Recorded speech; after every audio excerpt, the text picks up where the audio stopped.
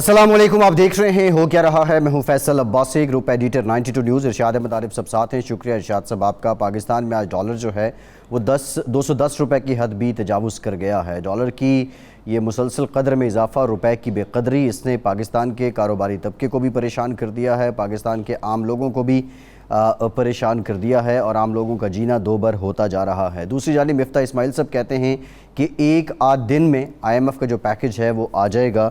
सवाल ये पैदा होता है कि क्या स्टाफ लेवल मीटिंग में होगा, क्योंकि 22 जून से लेकर 29 जून तक IMF की एग्जीक्यूटिव बोर्ड की जितनी मीटिंग्स हैं उसमें तो पाकिस्तान एजेंडे में शामिल नहीं है। क्या कोई स्पेशल इजलास बुलाया जाएगा? अब ये कैसे आएगा?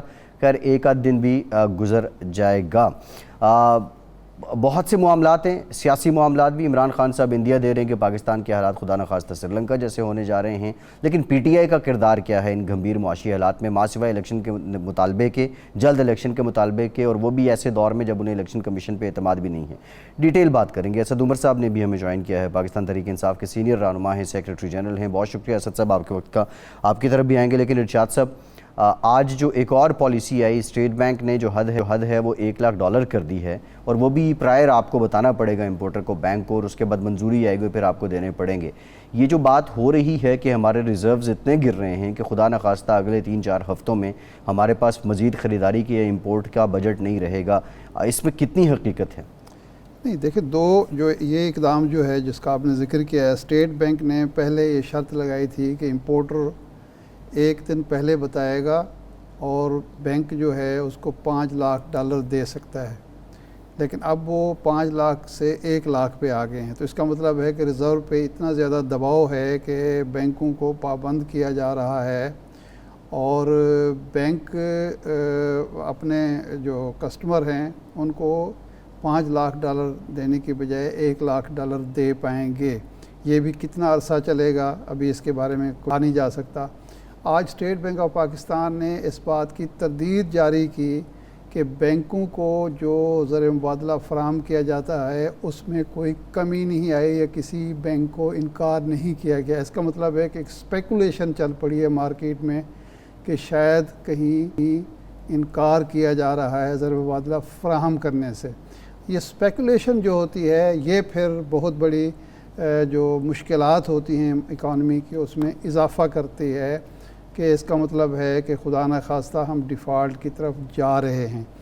ये ज़ाहिर है एक दिन का अमल नहीं है, और IMF के जो अहदाफ हैं वो हासिल हों ना हों, लेकिन जो उनकी शराइत हैं, मेरा ख़्याल है पेट्रोल की कीमतों में बेतहाशा इजाफ़े के बावजूद, बिजली की कीमतों में इजाफ़े के बावजूद मौजूदा हुकूमत पूरी नहीं कर पा रही। इसीलिए जो स्टाफ मीटिंग है वहाँ भी इनका मामला तय नहीं पा रहा। और अल्लाह करे कि मिफ्ता इस्माइल साहब जो कहते हैं कि एक आध दिन में, 1-2 दिन में हो जाएगा, अगर नहीं होता, जो ये वक्त गुज़र रहा है और वो शराइत पूरी करने की हुकूमत पोजीशन में नहीं है, तो ज़र मुबादला के ज़खायर कम हो रहे हैं, मार्केट जो है स्टॉक मार्केट स्पेकुलेशन की वजह से गिर रही है, और बाकी जो माशी मामलात हैं, एतमाद इम्पोर्टर का, एक्सपोर्टर का मईशत से उठ रहा है, और ये सारे मसाइल जो हैं हमें दरपेश हैं। असद उमर साहब हमारे साथ मौजूद हैं। हम उनसे पूछते हैं कि इस वक्त की जो सूरत हाल है। असद उमर साहब, जब आप गए थे IMF में तो मौजूदा हुकूमत का कहना यह है कि आपकी हुकूमत ने इतनी सख्त शायद तस्लीम कर ली कि एक रियासत के तौर पर हम उनसे इनकार नहीं कर सकते, वरना हम डिफ़ॉल्ट में चले जाएंगे। तो इतनी सख्त शराइत आपने कबूल क्यों की असद उमर साहब? ये इंतहाई मज़ाक़ खेज़ बात है।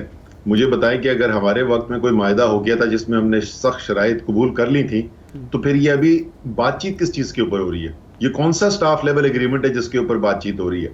IMF का तरीक़ेकार बड़ा सादा सा तरीक़ेकार है। पाकिस्तान शायद दुनिया के ज़्यादा तजर्बाकार मुल्कों में से है जो बार बार इससे गुजर चुका है। स्टाफ लेवल टीम बैठती है, मिशन आता है IMF का, उसके साथ मुज़ाकरात होते हैं, फाइनेंस मिनिस्ट्री बैठती है, स्टेट बैंक ऑफ पाकिस्तान बैठता है, और उस तमाम बातचीत के बाद एक स्टाफ लेवल एग्रीमेंट होता है।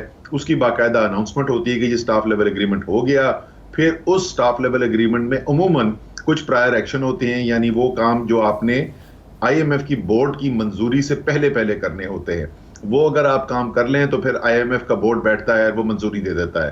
تو یہ دکھا دیں ہمیں کہاں ہے یہ سٹاف لیول ایگریمنٹ, کون سی اناؤنسمنٹ ہے جو IMF نے کی تھی. بالکل غلط بات کر رہے ہیں, وہ مشکل میں پھنس گئے ہیں, غلط بیانی کر کے حکومت میں آ گئے ہیں اور اب سنبھالا نہیں جا رہا ہے. تو اب ظاہر ہے پھر ایسی قصے کہانی سنائیں گے. جی اسد صاحب, یہ موجودہ حکومت ان شرائط کے علاوہ کون سی نئی شرط ہے جس پہ نیگوشیٹ کر رہی ہے؟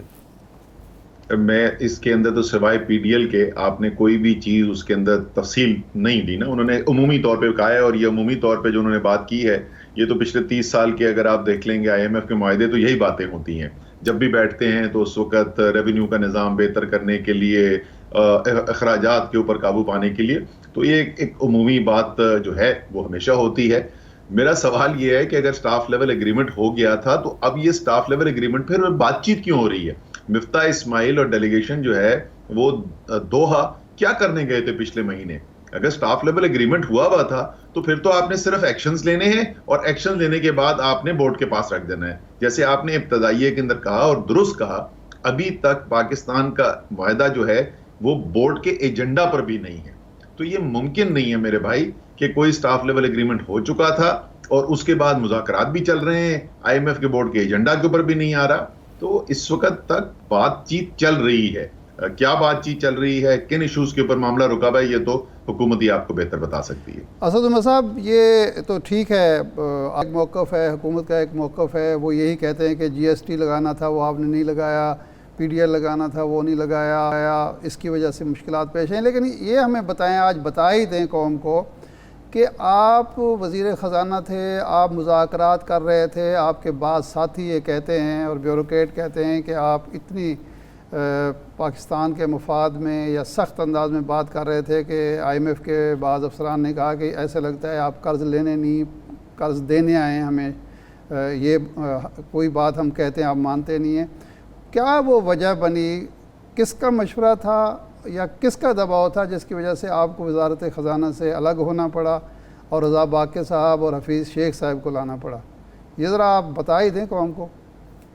اچھا, نہیں میں کبھی اس سوال کا جواب ڈھونڈنے کی میں نے کوشش بھی نہیں کی ہے. اس دن کی بھی اگر آپ میری پریس کانفرنس سنیں تو یہی سوال پوچھا گیا تھا اور میں نے کہا تھا بھائی کابینہ کے اندر کون ہوگا اور کس قلمدان پر ہوگا یہ ایک آدمی کی ثوابدید ہے اور وہ وزیر اعظم پاکستان ہے.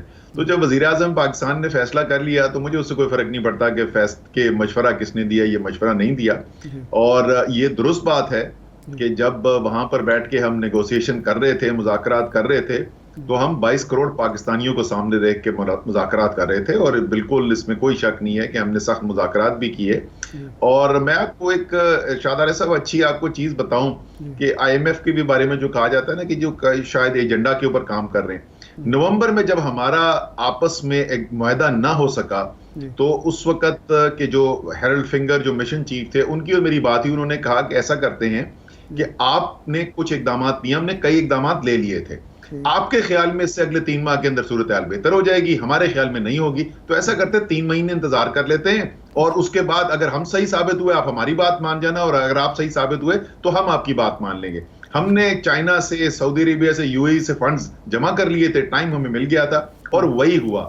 3 مہینے کے بعد جب مذاکرات کھلے انہوں نے کہا واقعی میں جو آپ کہہ رہے تھے بہتری آئے گی وہ ہمیں نظر آ رہی ہے, اس لیے نسبتاً نرم شرائط کے اوپر جو ہے وہ اس کے بعد معاہدہ فائنل کیا گیا. نہیں, معاہدہ تو فائنل آپ کر چکے تھے, اس کے بعد اچانک آپ کو تبدیل کر دیا گیا اور حفیظ شیخ صاحب آئے. ظاہر بات ہے کوئی وجہ تو ہوگی نا, کیا IMF تیار نہیں تھا آپ کے ساتھ معاہدہ کرنے کے لیے, اس کی خواہش تھی کہ ٹیم تبدیل کی جائے, یا کہیں اور یہ سوچ تھی؟ مجھے نہیں پتا ہے شادر صاحب کہ کس کی خواہش تھی, لیکن معاہدے کا جہاں تک تعلق ہے, اور وہ آپ کو پتا ہے وہ تو بعد میں بات پبلک بھی ہو گئی تھی. اس وقت کے فائنانس سیکٹری جو تھے ہمارے, میرے نام ذہن سے نکل رہا ہے, اتنے پرانا میں ان کو جانتا ہوں, کراچی کے جو ہیں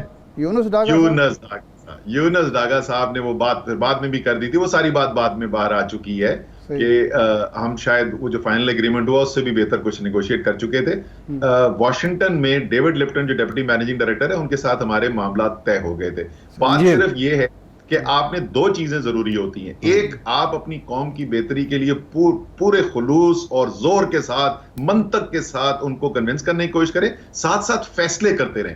پرابلم یہاں پہ یہ ہوا ہے کہ انہوں نے فیصلے کیے نہیں اور ایک غیر یقینی فضا جو پیدا ہوئی ہے اس سے اتنا نقصان ہو رہا ہے معیشت کا کہ جو فیصلہ کل سخت کرنا تھا آج وہ کہیں زیادہ سخت کرنے کی ضرورت پڑ رہی ہے. صحیح. اچھا اسد صاحب، یہ جو آپ کی وزارت خزانہ کے جانے کی بات ہے، ایک بات تو ہمیں سمجھ نہیں آ رہی، اقدامات جو آپ نے کیے اور پھر اس کے بعد جو حفیظ شیخ صاحب نے کیے ان میں فرق کیا ہے؟ دوسرا یہ آپ کو جب ہٹایا جا رہا تھا تو پیشگی عارف نظامی صاحب مرحوم اسی پروگرام میں انہوں نے یہ خبر دی تھی، اور اس وقت جو ہمیں یہ پتہ چلا تھا، ایک تو شاید IMF کی ڈیمانڈ بھی تھی اور دوسرا آپ کے جو اندرونی کچھ لوگ جو آپ کو پسند نہیں کرتے تھے انہوں نے بھی اس میں بڑا کردار ادا کیا تھا، تو یہ تاثر کسی حد تک درست تھا؟ دیکھیں یہ میں نے بھی سب یہ باتیں سنی ہوئی ہیں. جیسے میں نے کہا نا، مجھے اس سے انٹرسٹ نہیں ہے کہ کس نے کیا مشورہ دیا. میں MNA کا الیکشن نہیں جیت سکتا عمران خان کے ٹکٹ کے بغیر، کابینہ کا ممبر بنا تو دور کی بات ہے. تو عمران خان کی ذمہ داری ہے، ووٹ بینک عمران خان کا ہے، جواب دہ وہ قوم کو ہیں، تو کس کو کس پوزیشن پہ کھلاتے ہیں یہ مکمل طور پہ ان کا فیصلہ تھا. لیکن یہ میں آپ کو بتاؤں کہ پہلی دفعہ جب میرے پاس خبر آئی نا، ہم نے ECC کے اندر، میں اس کا چیئرمین تھا ECC کا، کچھ فیصلے کیے جو بڑے پاکستان کے طاقتور جو کارٹیلز ہیں نا ان کی مفاد میں نہیں تھے، عوام کے مفاد میں تھے، ان کے مفاد میں نہیں تھے. تو مجھے 2 مختلف بیٹ رپورٹرز کی کالز آئیں، انہوں نے کہا جی آج رات کو دیکھنا آپ کے ساتھ TV پہ کیا ہونے والا ہے. میں نے کہا کیا ہونے والا ہے، کرے آپ دیکھ لینا. اور انہوں نے یہ بھی بتا دیا تھا کہ جس طریقے سے حملہ کیا جائے گا اس کا اس معاملے سے کوئی تعلق نہیں ہوگا. تو طاقتور کارٹیلز پاکستان میں جو سٹیٹس کو کے ہیں وہ تو ناراض تھے مجھ سے، اس میں تو کوئی شک نہیں ہے. اچھا صحیح ہے. اچھا، اس وقت جو صورتحال ہے IMF کی طرف سے، آپ کی معلومات کیا ہیں کہ کیا حکومت سیاسی بنیادوں پر ڈیلے کر رہی ہے، سیاسی نتائج سے ڈر کر، یا قومی مفاد کے مد نظر IMF کی کوئی شرائط تسلیم نہیں کر رہی، اقدامات نہیں کر رہی؟ مثال کے طور پر کہا جا رہا ہے کہ جی وہ کہتے ہیں تنخواہوں میں جو اضافہ ہوا ہے اس پہ نظر ثانی کریں، اس کے علاوہ GST لگائیں، PDL لگائیں، اور سبسڈیز جو ہیں وہ ختم کریں. تو یہ تو میرا خیال ہے حکومت عوام کا فائدہ چاہ رہی ہے. دیکھیں یہ تو ظاہر ہے وہ حکومت ہی بتا سکتی ہے، میں تو کمرے میں نہیں بیٹھا، مجھے نہیں پتا کہ کہاں پر معاملات رکے ہوئے ہیں. لیکن جو صورتحال ابھی ہمیں سامنے نظر آ رہی ہے وہ تو 50 پیاز اور 50 لتر والی ہمیں صورتحال نظر آ رہی ہے کہ آپ عوام پر بوجھ بھی ڈالتے چلے جا رہے ہیں اور ساتھ آپ کا IMF کا ایگریمنٹ بھی نہیں ہو رہا.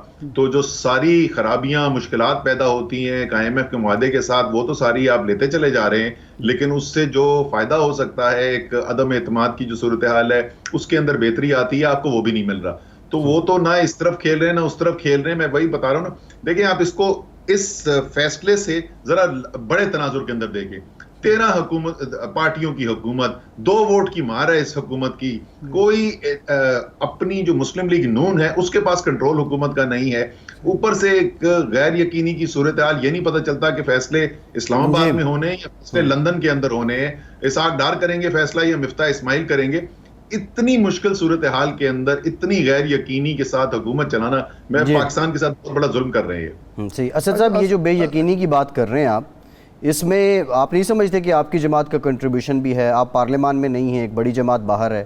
دوسری بات یہ آپ ارلی الیکشن کا مطالبہ کر رہے ہیں، الیکشن کمیشن پہ آپ کو اعتماد نہیں ہے. الیکشن کمیشن کی جہاں کمپوزیشن ہونی ہے وہ فورم پارلیمنٹ ہے، وہاں پہ بھی آپ موجود نہیں ہیں. تو آپ تو اس بے یقینی کو بڑھاوا دے رہے ہیں. سیاسی عدم استحکام کی ایک وجہ تو آپ کی جماعت بھی ہے. اگر کوئی وزیر اعظم شہباز شریف نے کوئی اعلان کیا تھا کہ وہ ان معاملات کے اوپر بات چیت کرنا چاہتے ہیں اور ہم نے اس کے بعد کوئی مثبت جواب نہیں دیا، تو پھر تو سوال واقعی میں بنے گا کہ بھائی پھر صورتحال بہتر ہوگی کیسے، معاملات حل کیسے ہوں گے. اس وقت تو وہ ان کے ذہن میں یہ ہے کہ طاقت اور بربریت کے ذریعے ہم عوام کو دبا کر کچل کر حکومت کر سکتے ہیں. فی الحال تو یہ کوشش وہاں پہ کی جا رہی ہے. دیکھیں یہ کتنی دیر اور ایکسپیریمنٹ کر کے دیکھ لیں گے. سوائے اپنی سیاست دفنانے کے یہ کچھ بھی اس سے حاصل نہیں کر رہے. بدقسمتی سے پاکستان کا نقصان ہوتا چلا جا رہا ہے. جی ایک بریک لیتے ہیں. اسد صاحب آپ سے گزارش ہے ساتھ رہیے گا، بریک بات کرتے ہیں، ہمارے ساتھ رہیے.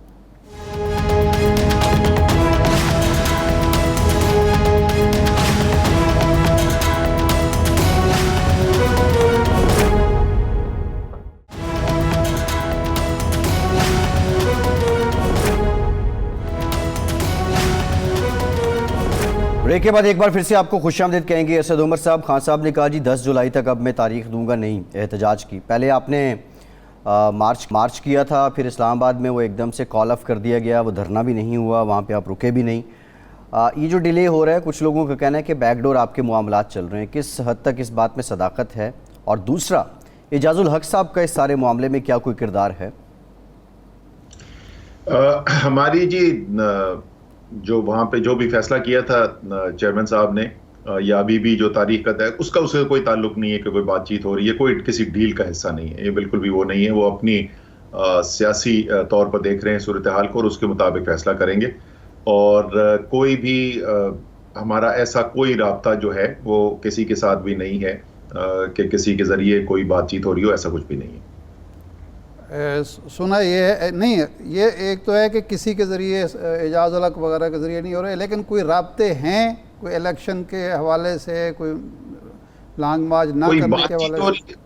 کوئی بات چیت ہو رہی نہیں، ایسا نہیں ہے. رابطہ رہتا ہے، ٹاپ چیئرمین صاحب خود نہیں ہے رابطے میں، لیکن باقی لوگ جو ہیں ان کا رابطہ رہتا ہے. لیکن کیا کوئی ایسی کوئی بات چیت ہو رہی ہے جس کے اندر کوئی فیصلہ ہونے جا رہا ہے کہ کوئی الیکشن کب ہوگا؟ ایسا نہیں. اعجاز الحق صاحب کا کوئی کردار نہیں ہے، آپ یہ کہہ رہے ہیں؟ اعجاز الحق صاحب جو ہیں وہ ہمدردی رکھتے ہیں پارٹی کے ساتھ، ہماری ان کے ساتھ مشاورت بھی ہوتی ہے، لیکن کیا کوئی اس وقت ثالثی کی جا رہی ہے اور ان کے ذریعے کوئی ڈیل نیگوشیٹ ہو رہی ہے؟ نہیں، ایسا نہیں. اچھا یہ فرمائیں کہ یہ اب پنجاب میں 20 سیٹوں پر الیکشن ہو رہے ہیں، آپ کی پارٹی نے اناؤنس کر دی ہیں 18 سیٹوں پر، 2 باقی بھی ہونے ہیں. کیا صورتحال ہے؟ سن یہ رہے ہیں، 2 چیزیں ہیں. ایک تو یہ ہے کہ آپ کی جو مقامی قیادت ہے اس کے اندر ایک تفرقہ موجود ہے جو کئی جگہ پہ ہمیں اطلاعات ملتی ہیں، خاص طور پر ڈیرہ غازی خان میں، مظفر گڑھ میں، توسا میں، لیا میں، لودھرا میں، اس طرح کی صورتحال. دوسرا یہ ہے کہ آپ کو کیا توقع ہے کہ یہ جو خان صاحب کی مہم چلی، عوام نے پذیرائی بھی کی، رابطہ عوام مہم، اس کے نتیجے میں آپ یہ سیٹیں جیت سکتے ہیں؟ کیونکہ اس پر انحصار ہوگا آپ کے نیریٹو کا بھی، کیا عوام میں کتنی مقبولیت ہے اور آپ کے پنجاب کے اندر کتنا اثر و رسوخ ہے. تو کیا آپ توقع کر رہے ہیں کہ کتنی سیٹیں آپ لے سکتے ہیں بآسانی اپنے موقف کی بنیاد پر، اپنی مقبولیت کی بنیاد پر؟ یہ جی پہلا جو آپ کا سوال تھا، تو ظاہر ہے اس وقت پارٹی کا ووٹ بینک بڑا ہوا ہے، بے حد مقبول ہے پارٹی، تو بہت ایک سے زیادہ امیدوار تھے ہر سیٹ کے اوپر، اور ظاہر ہے جس کو ٹکٹ نہیں ملتا اس کو مایوسی بھی ہوتی ہے. لیکن کوئی بہت بڑا تفرقہ ہے ایسی صورتحال نہیں ہے، ایسا بالکل بھی نہیں ہے. اور اس میں جس طریقے سے ٹکٹ دیے اس دفعہ چیئرمین صاحب نے ذاتی طور پر سب کو خود انٹرویو کیا، اس کے بعد بھی جہاں ضرورت پڑی تو 2-3 دفعہ بھی لوگوں سے ملا گیا. تو اس ساری صورتحال کی وجہ سے امید یہ ہے کہ پوری پارٹی جو ہے وہ متحد ہو کر الیکشن یہ لڑے گی. اور اس میں کوئی شک ہی نہیں کہ اس وقت ایک بہت بڑی ویو ہے، عمران خان کی مقبولیت بڑی بھی ہے، تمام پاکستان کے اندر ہے، پنجاب کے اندر بھی ہے. اور ہم نے جو سرویز وغیرہ بھی کرائے ہیں ان حلقوں کے، تو یہی نظر آتا ہے کہ انشاءاللہ تعالیٰ اکثریت سیٹیں اس میں سے تحریک انصاف جیتنے میں کامیاب ہوگی. اچھا اسد عمر صاحب، آپ کے دور میں ٹی ٹی پی کے ساتھ، تحریک طالبان پاکستان کے ساتھ مذاکرات شروع ہوئے افغانستان میں، کابل میں. افغان حکومت جو تھی اس میں فیسیلیٹیٹر تھی، پھر وہ معطل ہو گئے، منقطع ہو گئے، ناکام ہو گئے. اب دوبارہ مذاکرات ہوئے ہیں جس کے نتیجے اس وقت آپ ان سے جو ہے فائر بندی نہیں کرا سکے تھے. اب فائر بندی غیر معینہ مدت کے لیے ہو گئی ہے اور افغان حکومت یہ کہہ رہی ہے کہ کامیابی کا امکان ہے. کل اس سلسلے میں ایک ان کیمرہ بریفنگ کا قومی اسمبلی میں اہتمام کیا جا رہا ہے. پہلے تو یہ بتائیں کہ وہ مذاکرات کس سطح پہ آپ آ کے کس پوائنٹ پہ ختم ہوئے تھے، اور ان مذاکرات کے بارے میں آپ کی پارٹی کی کیا رائے ہے کہ یہ مذاکرات جو ہیں کامیابی سے ہمکنار ہوں، یا ریاست اپنا وجود منوائے، جس طرح کے بادلوں کا خیال ہے، پیپلز پارٹی کا خیال ہے کہ ریاست کو کسی صورت بھی دہشت گردوں سے مذاکرات نہیں کرنے چاہیے؟ دیکھیں سچی بات یہ ہے کہ اس وقت بھی حکومت کے اندر بھی ایک سے زیادہ رائے پائی جاتی تھی، اور جو میٹنگ ہوئی تھی، آخری میٹنگ جس کے اندر یہ فیصلہ ہوا تھا، بڑی تفصیل سے اس کے اندر بات چیت ہوئی اور لوگوں نے اپنا موقف پیش کیا. تو کمرے میں ایک سے زیادہ رائے موجود تھی. ایسی رائے بھی پائی جاتی تھی جو آپ نے کہا کہ ریاست کو کسی طریقے سے بھی نہیں نظر آنا چاہیے کہ وہ کوئی کمپرومائز کر رہی ہے. لیکن اکثریتی رائے جو تھی اور جو پرائم منسٹر کا ویو تھا اس وقت وہ یہی تھا کہ پاکستان کو امن کی ضرورت ہے، اور اگر قومی دھارے کے اندر آنے کو تیار ہو جائیں تو اس کے بعد ان کے ساتھ معاملات جو ہے بات چیت کر کے حل کروا لینے چاہیے. وہ کافی سینئر لیول کے اوپر وہ بات چیت ہوئی اور آپ نے ٹھیک کہا کہ وہ اس وقت کامیاب نہیں ہوئی. تو تحریک انصاف کا تو موقف ابھی بھی یہی ہے کہ کوشش کرنی چاہیے اپنی جو ریاست کی رٹ ہے اور خود مختاری ہے اس کو کمپرومائز کیے بغیر اگر ہم امن حاصل کر سکتے ہیں تو ہمیں اس طرف جانا چاہیے. تو وہ کس پوائنٹ پر بریک ہوئے مذاکرات؟ تو وہ میں اس کی تفصیل آپ کو میرے خیال میں مناسب نہیں ہوگا پبلکلی اس کو شیئر کرنا. جی ٹھیک ہے. اسد عمر صاحب بہت شکریہ آپ کے وقت کا، آپ ہمارے ساتھ موجود. سیکریٹری جنرل پاکستان تحریک انصاف اسد عمر ہمارے ساتھ تھے.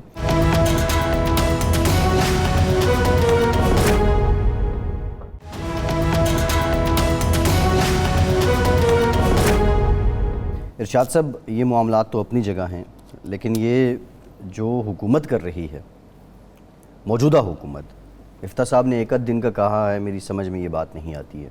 ڈالر 210 پہ پہنچ چکا ہے. بجلی کی لوڈ شیڈنگ اپنی جگہ ہے. سننے میں یہ آ رہا ہے کہ بجلی کی قیمتوں میں اور اضافہ ہوگا اور جی ایس ٹی جو ہے وہ پیٹرولیم پہ لگے گا، یعنی پیٹرول ڈیزل اور مہنگے ہوں گے. آج ایک اخبار میں خبر آئی جو آپ کا ایکسپورٹ سیکٹر ہے اس میں بہت سی جو انڈسٹری ہے وہ بند ہو رہی ہے. یہ ایک لمحہ امپورٹنٹ ہے. اگلے 8 سے 10 دن میں اگر یہی سلسلہ رہا تو کیا ہوگا؟ اچھا، یہ بڑی حیران کن بات ہے کہ ایک ایسی حکومت جس میں غالب اکثریت ان لوگوں کی ہے جو بزنس فرینڈلی سمجھے جاتے ہیں، مسلم لیگ نون، ایک ایسے طبقہ جو تجربہ کار ہے، 3-4 دفعہ حکومت میں آ چکا ہے اور جس کو بزنس کمیونٹی میں خاص طور پر اثر رسوخ ہے، بیوروکریسی میں ہے، باقی صورت معاملات ان کے کنٹرول میں نہیں ہیں اور بہت ساری چیزیں چھپائی جا رہی ہیں. مثال کے طور پر کوئی یہ نہیں بتا رہا انسرٹنٹی کیوں ہے کہ آپ نے جو کام کرنا ہے وہ آپ جرت کے ساتھ کر نہیں رہے. یعنی 84 روپے پٹرول آپ نے بڑھا دیا اور 119 روپے آپ نے ڈیزل بڑھا دیا، لیکن کیا یہی اگر اتنا ہی بڑھانا تھا تو یہ ایک دفعہ بڑھا دیتے اور اس کے دوران جو غیر یقینی رہی اس کا جو نقصان ہے اس سے بچ جاتے. یہ آپ نے نہیں کیا. اب بھی اگر جی ایس ٹی لگانا ہے اور پی ڈی ایل لگانا ہے تو یہ کم از کم 40 روپے اور بڑھ جائے گا اور بڑھانے ہیں. اور ڈالر جس طرح اوپر جا رہا ہے اور جس طرح ڈالر اوپر جا رہا ہے وہ نقصان آپ کو ایکسٹرا پڑ رہا ہے. جی، یعنی یہ نقصان تو ہے جو سیاسی قیمت آپ کو چکانی پڑ رہی ہے یا عوام مہنگائی کی صورت میں عوام کو قیمت چکانی پڑ رہی ہے، لیکن وہ ایک ایکسٹرا ہے جو آپ کو چکانی پڑ رہی ہے. اس میں تاخیر کی کیا وجہ یہ سمجھ نہیں آ رہی. قوت فیصلہ نہیں ہے تو اس کا. اچھا، اتحادیوں کو کوئی مسئلہ بھی ایسا سچ نہیں آ رہا کہ انڈر حکومت کی جو کیمپ ہے اس میں کوئی اتنا گمبھیر مسئلہ ہو؟ کسی نے یہ نہیں کہا زرداری صاحب نے یا ان کے کسی ساتھی میں سے کہ جی نہیں ہمیں اس فیصلے پر کوئی اتفاق نہیں ہے، اختلاف ہے. اس سے عوام کو یا تو ہو نا کہ جس طرح ان کے جناب کے دور میں، عمران خان صاحب کے دور میں بعض اتحادی کہتے تھے جی ہمیں بڑی ریزرویشن ہے، مہنگائی نہیں بڑھنی چاہیے، عوام کے مفاد کا خیال رکھنا. اب تو کوئی بھی نہیں کہہ رہا. یعنی ایون ایم کیو ایم بھی یہ بات نہیں کر رہی. وہ کہتے ہیں ٹھیک ہے جو کرنا ہے کریں، ہم آپ کے ساتھ ہیں، قدم بڑھاؤ شہباز شریف، ہم آپ کے ساتھ ہیں. لیکن اس کے باوجود تذبذب ہے، عجیب قوت فیصلہ کی کمی ہے، خوف ہے کوئی نادیدہ، کوئی اور چیز ہے. لیکن جو معیشت کا بیڑا غرق ہو رہا ہے وہ تو ہو رہا ہے، وہ نظر آ رہا ہے اور اس کا فائدہ عمران خان اٹھا رہے ہیں. یا تو سمجھ یہ آتی ہے کہ شاید جو ایکسپورٹر ہے، امپورٹر ہے، بزنس کمیونٹی ہے اور وہ ہمارے جو دوست ملک ہیں جن سے ہمیں امداد مل سکتی ہے، انہیں یقین ہی نہیں ہے کہ یہ حکومت زیادہ عرصہ قائم رہ سکتی ہے یا ان کے فیصلے برقرار رہ سکتے ہیں. اور یہی غالباً محسوس یہ ہوتا ہے کہ آئی ایم ایف کو اندیشہ ہے. ورنہ کبھی ایسا تو نہیں ہوا کہ ایک چیز آپ اقدامات کر دیں، آپ کہیں جی ہم نے اقدامات کر دیے اور پتہ چلے کہ جناب ابھی تو سٹاف لیول جو میٹنگ ہے وہی نہیں ہو رہی یا اس کے ایجنڈے میں ہم شامل نہیں ہیں اور اس کے بعد ایگزیکٹو بورڈ کا ایک اگلا مرحلہ ہے. تو یہ عجیب و غریب صورت ہے. اچھا لیکن اس میں ارشاد صاحب ایک جو اور ایلیمنٹ شامل ہو رہا ہے وہ کرونا کا ہے. جی کرونا جس کی طرف کسی کی توجہ ہی نہیں ہے. کرونا بڑھنا شروع ہو گئے, کئی جگہ پہ 4% تک چلا گیا ہے. جی اسلام آباد میں 151 کیس سامنے آ چکے ہیں. اچھا یہ چیز جو ہے ابھی حیدرآباد میں 16% ہے, مجموعی طور پہ 1.53% شرح ہو چکی ہے. اچھا ابھی تک ہمیں کسی حکومت کے کسی وزیر کی طرف سے, مشیر کی طرف سے, وزیر اعظم کی طرف سے کوئی ایسا اعلان نہیں ہوا کہ قوم کو وارن کیا گیا ہو کہ یار احتیاطی تدابیر آپ دوبارہ اختیار کر لیں. جی یہ کہا ارشاد صاحب NCOC بحال کی شہباز شریف صاحب نے, اور ابھی تک وہ فعال نہیں ہوئی. بحال ہو گئی, فعال نہیں ہوئی. آج بھی جو اعداد و شمار دیے ہیں وہ نیشنل جو ہمارا ہیلتھ انسٹیٹیوٹ ہے, قومی ادارہ برائے صحت ہے, انہوں نے اعداد و شمار دیے ہیں. NCOC نے ابھی تک کوئی کسی قسم کی کوئی فعالی نہیں. بحال کیسے ہوئی؟ جی مطلب اس کے سربراہ جو تھے وہ تو تھے اسد عمر صاحب, جی وہ تو بحال نہیں ہوئے نا. اچھا اس کے جو کوارڈینیٹر تھے وہ ڈاکٹر فیصل سلطان تھے, جی وہ بھی نہیں ہیں. فوج کے ایک نمائندے ہوتے تھے, وہ بھی ہمیں پتہ نہیں ہے کہ وہ کون ہیں, کس طرح, تو کیسے بحال ہوگی؟ عبد القادر پٹیل صاحب, میں آپ کو بڑی امپورٹنٹ بات بتاؤں ارشاد صاحب, عبد القادر پٹیل صاحب کو ہم نے پچھلے دنوں بارہا رابطہ کیا. اب جب پوری دنیا میں سٹڈیز ہو رہی تھیں کرونا سے ریلیٹڈ, پھر بیچ میں ایک بیماری آئی منکی پاکس, اور ہم ان سے یہ جاننا چاہ رہے تھے عبد القادر پٹیل صاحب جو وفاقی وزیر برائے صحت ہیں کہ حضور آئیے, کچھ عوام کو بتائیے. جو انٹرنیشنل ادارے ہیں ان کے سرویز, ان کی رپورٹس یہ بتا رہی ہیں کہ 5ویں لہر آنے والی ہے, لیکن وہ اللہ ماشاءاللہ انہوں نے, ان کا جو سٹاف ہے انہوں نے کہا کہ بھئی یہ تو ابھی مناسب نہیں آنا. تو کہنے کا ارشاد صاحب مقصد یہ ہے کہ اب یہ ذمہ داری تو عبد القادر پٹیل صاحب کی نا, وزیر صحت تو وہ ہیں, زیادہ بڑی ذمہ داری وزیر اعظم صاحب کی ہوگی, لیکن ان کی آگے ٹیم وہ ہے. لیکن یہ حالات اگر گمبھیر ہوئے, کرونا آ گیا, تاجر پہلے سے سر جوڑے بیٹھے ہیں, وہ کہہ رہے ہیں جی ہم نے 9 بجے دکانیں نہیں بند کرنی, پھر یہ کہہ رہے ہیں کہ عید آنے والی ہے, عید کے دنوں میں جو چھوٹا کاروباری طبقہ ہے اس نے متاثر ہونا ہے. آپ کی معیشت تو مزید سکڑے گی. ریزروز پہ ہم جو بات کر رہے ہیں اس پہ ٹھیک ہے اگر حالات نارمل بھی ہیں, لیکن آپ یہ تو نہیں کہہ سکتے کہ وہ باعث تشویش نہیں ہیں. نہیں, بات تو یہی ہے, باعث تشویش تو ہیں, اس لیے کہ آپ کی کوئی منصوبہ بندی نظر آنی چاہیے. لوگوں کو نظر آنا چاہیے کہ ایک تجربہ کار حکومت جو ہے اس کی معیشت کے حوالے سے کیا منصوبہ بندی ہے, صحت کے حوالے سے کیا منصوبہ بندی ہے, باقی شعبوں کے لیے کیا ہے. یہ تو بجٹ جو ہے وہ دلچسپ بات یہ ہے کہ یہ بجٹ بھی پروویژنل نظر آتا ہے. جی یعنی یہ نہیں لگتا کہ یہ اگلے سال 1 سال کو احاطہ کر رہا ہے. منی بجٹ تو روایت ہے نا آپ کی. اگر آپ نے ادھر وعدہ کیا ہوا ہے یا آپ لگا رہے ہیں سابقہ حکومت پہ کہ GST لگانی ہے, جی وہ پیٹرولیم ڈیولپمنٹ لیوی لگانی ہے, تو بجٹ میں تو کہیں نہیں لکھا ہوا. ارشاد صاحب بڑی امپورٹنٹ بات ہے, جو ریزرویشنز ہیں نا لیٹسٹ ان کی IMF کی جانب سے, وہ یہ کہہ رہے ہیں کہ آپ نے 9.5 ٹریلین کا بجٹ دے دیا, 7 ٹریلین آپ نے ٹیکس ہدف رکھ لیا. یہ جو گیپ ہے بیچ میں جو ڈیفیسٹ ایڈوانس آ رہا ہے, ایک تو یہ کیسے پورا ہوگا. دوسرا یہ جو آپ نے ہدف رکھ بھی دیا ہے, ریونیو کا ٹارگٹ جو آپ نے رکھ بھی دیا ہے, لیکن آپ کی جو ٹیکس کلیکشن سکیم ہے اس سے یہ پورا ہوتا دکھائی نہیں دے رہا. اب بریک کے بعد ہم یہ بات کرتے ہیں ذرا اس پہ کہ مفتاح اسماعیل صاحب اور ان کی جو ٹیم ہے وہ کیا IMF کو خوش کر پائے گی, یا نون لیگ کے ووٹر کو یا پاکستان کے عوام کو خوش کر پائے گی, یا کوئی ایسی گدڑ سنگی ان کے پاس ہے کہ وہ دونوں کو بیک وقت خوش کر سکتے ہیں, کیونکہ کسی ایک کا خوش ہونا تو بڑا ضروری ہے. بریک کے بعد بات کرتے ہیں.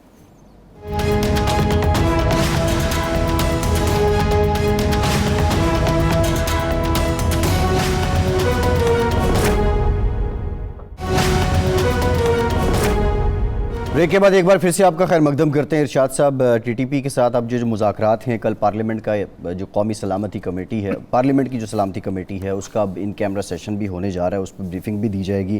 اسد عمر صاحب کے سامنے بھی ہم نے جب یہ سوال رکھا تھا, آپ کو یاد ہوگا جب ان کی حکومت تھی, انہوں نے مذاکرات انیشیٹ کیے تھے, تو ایون اس وقت فواد چوہدری صاحب جو وزیر اطلاعات تھے وہ بھی اس کے حق میں نہیں تھے. اب یہ رائے تو منقسم اس پہ پائی جاتی ہے, آیا مذاکرات ہونے چاہیے یا آیا ریاست کو اپنی عملداری جو ہے اس کو یقینی بنانا چاہیے. لیکن سوال یہ ہے کہ اگر مذاکرات نہیں ہوں گے تو یہ معاملہ ایک بچھیتی گھاس کی طرح ایک عرصے کے بعد پھر سے اگ جاتا ہے. اس کا پھر حل کیا ہے؟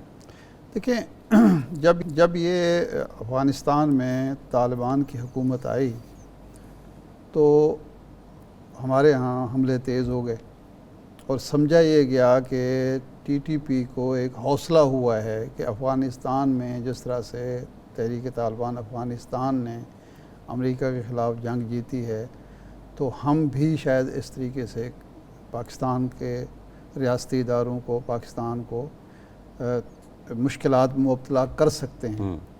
ظاہر ہے ہم نے پھر کارروائیاں کی اور ان کارروائیوں کے بعد پھر تحریک طالبان افغانستان سے یا افغانستان کی جو حکومت سے ہم نے مطالبہ کیا کہ آپ کی سرزمین استعمال نہیں ہونی چاہیے، اب ہم دوست ہیں، اب یہ نہیں ہونا چاہیے کہ آپ کی سرزمین کو یہ لوگ استعمال کر سکیں۔ اس وقت تحریک طالبان افغانستان نے یا حکومت افغانستان نے ہمیں مشورہ دیا کہ ہم آپ کو یعنی ریاست پاکستان کو اور طالبان کو بٹھا کے ٹی ٹی پی کو بٹھا کے مذاکرات کا راستہ آپ اختیار کریں، معاملات طے کریں، ہم سہولت کار کا کردار ادا کریں گے۔ وہ مذاکرات شروع ہو گئے۔ جہاں بریک ہوئے مذاکرات وہ یہ تھے کہ ہمارے ہاں دو نقطہ نظر ہیں۔ ایک نقطہ نظر یہ ہے کہ یہ دہشت گرد ہیں، یہ علیحدگی پسند ہیں، یہ ریاست کے دشمن ہیں، ان کو کچل دینا چاہیے۔ وہ راستہ ہم نے اختیار کیا، جو ضرب عضب جو تھا مشن وہ اسی لیے تھا، جس کے نتیجے میں امن بھی آیا، رد الفساد اسی لیے تھا۔ لیکن ہم نے بہت کچھ اچیو کیا اور وہ جو ایک لہر آئی تھی ایسے لگتا تھا ایک وقت، تو آپ کو یاد ہے جی بالکل اسلام آباد پر حملہ ہونے والا ہے، وہ ہم نے ختم کر دیا، ریاست کے ریٹ اسٹیبلش کر دی۔ اس کا جو اس شر سے جو خیر برآمد ہوا کہ جن علاقوں میں ہماری پولیس نہیں جا سکتی تھی، عدلیہ نہیں جا سکتی تھی، فوج، وہ اب ہمارے حصہ ہیں، پاکستان کا عملداری ہے ریاست کی وہاں کا حصہ ہیں، وہ بن گئے، یہ ایک فائدہ ہوا اس کا۔ اس کے بعد یہ ہے لیکن اس کو جڑ سے اکھاڑ پھینکنا جو ہے وہ ظاہر بات ہے ایک مشکل مرحلہ ہے۔ تو یہ اس ضرورت کو محسوس کرتے ہوئے کچھ لوگوں کا کہنا ہے کہ یہ حل نہیں ہے کہ آپ مذاکرات کے ذریعے ان کو قائل کریں، ان کی کچھ شرائط، کیونکہ آپ مذاکرات میں میز پر بیٹھیں گے تو گیو اینڈ ٹیک ہوگا، کچھ آپ ان سے منوائیں گے، کچھ آپ کو ماننی پڑے گی۔ تو جو ایک نقطہ نظر ہے پروگریسو ہمارے ہاں جو لبرلز ہیں ان کا یہ ہے کہ نہیں، ریاست کو کوئی ایک بات بھی نہیں ماننی چاہیے۔ دوسرا نقطہ نظر جو خان صاحب کا ہے وہ یہ ہے کہ نہیں جی، یہ جو ماضی میں ہوا اس ماضی کے اسیر ہو کر ہم اگر آگے چلتے رہے، لڑتے رہے تو ان کا بھی نقصان ہوگا، ہمارا تو نقصان جاری رہے گا۔ تو جو ہو چکا اس کی قیمت اگلی نسلیں کیوں ادا کریں۔ اور تحریک طالبان افغانستان نے جو ہمیں بتانے کی کوشش کی، اپنا نقطہ نظر پیش کیا، وہ یہ کہ دیکھیں ہم نے آتے ہی ایک عام معافی کا اعلان کیا اور ہم نے کوئی پرواہ نہیں کی کہ جن لوگوں نے ہمیں امریکوں کے ہاتھ بیچا تھا، جنہوں نے ہم پر ڈیزی کٹر چلوائے تھے، جن لوگوں نے ہمیں باقاعدہ کنٹینر میں بند کر کے صحرائے لیلا والی جو داستان، وہ داستان جو تھی قلعہ جنگی اور یہ وہ ہم نے سب بھلا دیا۔ ہم نے کرزئی کو بھی معاف کر دیا، ہم اشرف غنی سے بھی کہتے ہیں وطن واپس آ جاؤ، یہاں کام کرو۔ ہم وہ جو حمداللہ محب اور اس ٹائپ کے جو لوگ تھے ان سب دوستم تک کو کہا کہ آ جاؤ ہماری طرف سے، ہم تو آپ بھی یہ کام کریں۔ تو اس پر یہ معاملہ لٹک گیا تھا۔ اب بھی غالباً یہی صورتحال ہے۔ اب جو مذاکرات کے حامی ہیں ان کا نقطہ نظر یہ ہے کہ جو نقصان ہو چکا اس کے ازالے کے لیے یا اس نقصان کا جواب دینے کے لیے مزید نقصان نہ کریں۔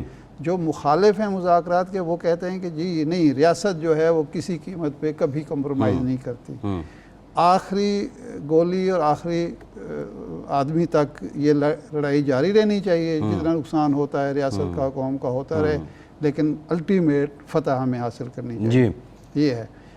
لیکن اس دفعہ اور پچھلے مذاکرات میں یہ ہے کہ پچھلے مذاکرات میں بات اتنی آگے نہیں بڑھی تھی کہ ٹوٹل فائر بندی ہو طالبان کی طرف سے، تحریک طالبان پاکستان کی طرف سے، اس دفعہ ہو گئی ہے۔ اچھا، اب ریاست کے لیے مسائل کیا ہیں؟ مذاکرات کی کیوں ضرورت ہے؟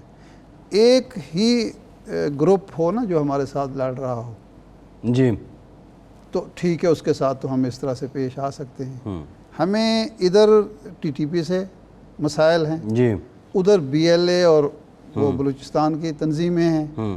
انڈیا دونوں کی سرپرستی کر رہا ہے، اور پھر ریاست کے اندر جو ہے اتفاق رائے سیاسی نہیں ہے، جی سیاسی استحکام نہیں ہے، ہم معاشی تو ارشاد استحکام نہیں ہے. صاحب جو بنیادی سوال ہے، دیکھیں جو ایک بارہا میں سوال کرتا ہوں، شاید اس کی بہت زیادہ تشویش بھی ہے. پنجاب اسمبلی کا حال ہم نے دیکھا، یہاں پہ کیا ہوا. سب سے بڑا صوبہ ہے نا، اس کے عوام کے ساتھ 2 اسمبلیاں چل رہی ہیں. 2 اسمبلیاں چل رہی ہیں. آج جو اراکین اسمبلی ہیں ان کو کہا گیا جی آپ ایوان اقبال میں رپورٹ کریں. ارکان اسمبلی نہیں، پنجاب اسمبلی کے جو ملازمین ہیں اراکین اسمبلی کو بھی کہہ دیا گیا ان کو بھی ہے، کہا جو ایم پی ایز گیا. ہیں، ایوان اقبال میں اب جو ہے نا وہ اجلاس ہوگا. ایک تو معاملہ یہ ہے. اسلام آباد کا حال آپ کے سامنے ہے، بڑی پارٹی ایوان سے باہر ہے. اب we are not defending Imran Khan. سب پارلیمنٹ میں ہوتے تو ان کی تحریک اور جاندار ہوتی، میری یہ ذاتی رائے بھی ہے. یہ جو سیاسی عدم استحکام ہے، پیسے ہمارے پاس نہیں ہیں، پھر ہم کہتے ہیں جی ہم ترقی کریں گے، ہم عظیم قوم بنیں گے. کہاں سے عظیم قوم بنیں گے؟ کیسے عظیم قوم بنیں گے؟ اور پھر یہ جو مسائل جن کی آپ نے نشاندہی کی. نہیں دیکھیں، جب ہم نیب کا گلا گھونٹ دیں گے، نیب کو پابند کریں گے کہ اگر اس کا کوئی افسر کسی شخص کے بارے میں ناکافی ثبوت ہونے کی وجہ سے اس کو سزا نہیں ملتی تو آپ کو 5 سال سزا ملے گی. یعنی لیکن نیب نے پہلے کیا کیا ہے؟ ارشاد صاحب سوال تو یہ ہے، نیب نے جب خان صاحب کا دور تھا تب کیا کیا؟ نہیں، میں اس طرح دنیا کی تاریخ میں ایسا کبھی نہیں ہوا کہ ایک شخص جو ہے وہ مشکوک کوئی پولیس والا ایک شہری کو آوارہ گردی کے الزام میں پکڑتا ہے، وہ عدالت سے بری ہو جاتا ہے. کبھی یہ قانون نہیں بنا کہ تم پکڑ کے لائے تو اب اس کو ہم چھوڑ رہے ہیں اور تمہیں جیل میں ڈال رہے ہیں. نہیں، پھر تو نیب میں نا الیگزینڈر دی گریٹ ہی سارے بھرتی کریں، جس میں اتنی جرت ہو، کوئی جنگجو ٹائپ آدمی ہو جو 5 سال سزا بھی برداشت کر سکے. لیکن نیب سے پہلے کیا نکلا؟ پہلی تو یہ ہوا کہ اس میں کہا کہ جناب جو بارے ثبوت ہوگا، یعنی میرے اکاؤنٹ سے 10 کروڑ روپیہ نکل آتا ہے. جی اب مجھ سے ایف بی آر بھی پوچھ سکتا ہے، انکم ٹیکس کا محکمہ پوچھتا ہے کہ یہ 10 کروڑ کہاں سے آیا ہے. جی ٹھیک ہے، لیکن نیب اگر پوچھے گا تو نیب کو ثبوت دینا ہوگا کہ یہ 10 کروڑ جو ہے ناجائز طریقے سے آیا ہے. ایف بی آر اگر مجھ سے پوچھے تو مجھ پر بارے ثبوت ہے کہ یہ آپ نے مکان جو بنا لیا ہے، آپ کی جو سالانہ آمدنی ہے وہ اتنی بنتی ہے، اور یہ مکان اس سے ڈبل. لیکن ارشاد صاحب میرا یہ سوال ہے، آپ نے سنیں نا، آمدنی کا آپ نے مکان بنا لیا، اس کا ثبوت لائیں، کیسے کون سے ذرائع ہیں آپ کے. لیکن نیب نہیں پوچھ سکتا، نیب ثبوت لانا پڑے گا اس کو. اور اگر وہ ثبوت نہ، اگر وہ عدالت میں کیس چلا جائے، ریفرنس فائل ہو جائے اور وہ ریجیکٹ ہو جائے عدالت سے، تو وہ اس افسر کو 5 سال سزا ہوگی. اب یہ نیب افسران کے لیے ڈریکونین لا ہے، اب یہ نیب افسران اور نیب ملازمین کے لیے. لیکن میرا سوال ہے، جب یہ لا نہیں تھا، نیب کے افسران کو پاگل ہیں، ان کا دماغ خراب ہے، وہ کیوں آپ پر کیس کریں گے؟ کہا نا الیگزینڈر دی گریٹ وہاں پہ بھرتی ہوں گے. اب میرا سوال آپ سے یہ ہے کہ جب یہ قانون نہیں تھا تب نیب نے کیا کیا؟ یہ بڑے بڑے ہائی پروفائل کیسز، اتنی فائلیں شہزاد اکبر صاحب لے کے آ جاتے تھے، ایسٹ ریکوری یونٹ اور یہ یونٹ وہ یونٹ، اور اس کے بعد کس کو انہوں نے ملزم سے مجرم بنایا؟ ایک سوال یہ ہے. دوسرا، جب آپ خربوں پتی آدمی کو نیب کے اس میں لاتے تھے کٹہرے میں، جواب جو ہے وہ حکومت کے، سابقہ حکومت کے وزیروں کو، مشیروں کو دینا چاہیے، مجھے نہیں دینا چاہیے. سر آپ کو نہیں دینا چاہیے، لیکن میں صرف میں دوسرا رخ بتا رہا ہوں آپ کو. نہیں، ایک رخ میں بتاتا ہوں. سپریم کورٹ آف پاکستان نے حکم جاری کیا کہ ایک جی آئی ٹی بنے گی جو ماڈل ٹاؤن کے معاملے کا جائزہ لے گی. جی یہ کوئی آج سے 2.5-3 سال پہلے کی بات ہے. جی ٹھیک ہے، وہ آج تک جے آئی ٹی بن گئی، اس نے کام شروع کیا، اس کے بعد وہ ٹھپ ہو گئی. جی وہ آج تک معاملہ کلوز ہے. جی وہ جو 16 یا 15 لوگ شہید ہوئے ماڈل ٹاؤن میں پولیس کے ہاتھوں، وہ اپنی جو چھوٹے بیچارے تھے وہ پیشیاں بھگت رہے ہیں، جو افسران تھے وہ اپنے مزے کر رہے ہیں. تو اس کا ذمہ دار کس کو آپ ٹھہرائیں گے؟ حکومتوں کو، طاہر کا نہیں، علامہ طاہر القادری کو علامہ طاہر القادری اور صاحب واپس آ منہاج رہے ہیں القرآن والوں کو۔ نہیں دیکھیں وہ بھائی آپ کا اب ارشاد صاحب اگر یہ بات ہے تو وہ جو بیریئر ہٹانے دیتے تو یہ معاملہ ہی نہ ہوتا، ڈسپیوٹ ہی نہ میں وہی ہوتا۔ کہہ رہا ہوں نا، میں وہی کہہ رہا ہوں کہ ایک آدمی حادثے میں مر جائے، اس کو ہتکڑیاں لگا کے جیل لے جائیں کہ نہ وہ سڑک پر نکلتا، نہ حادثہ ہوتا، نہ ایک قیمتی جان جاتی۔ بھائی وہ عدالتی نظام ہمارا یہ ہے کہ ایک سٹے پر ایک حکومت 5 سال پورے کر گئی، جی ایک عدالتی سٹے پر 5 سال حکومت پورے کر گئی، بالکل پورے کر گئے۔ تو یہ جس نظام ملک بدلنا میں تھا عمران نظام خان یہ نے، ہوگا، جوڈیشل ریفارمز اس نے کرنی تھی، وہ نہیں کر سکا۔ نہیں بالکل ذمہ دار ہے، وہ ذمہ دار ذمہ دار تو ہے۔ یہ اس کی حکومتیں ذمہ دار ہیں۔ دو بڑی غلطیاں ہیں۔ ایک کو نظام بدلنے کے لیے جو ابتدا میں اس کو اقدامات کرنے چاہیے تھے، پولیس کا نظام، قانون کا نظام، انہی کے، اور دوسرا عثمان بزدار کو وزیر اعلیٰ پنجاب شاد سے پروگرام کا ٹائم ختم ہو گیا، بہت شکریہ آپ کا، آج کے پروگرام سے اتنا ہی۔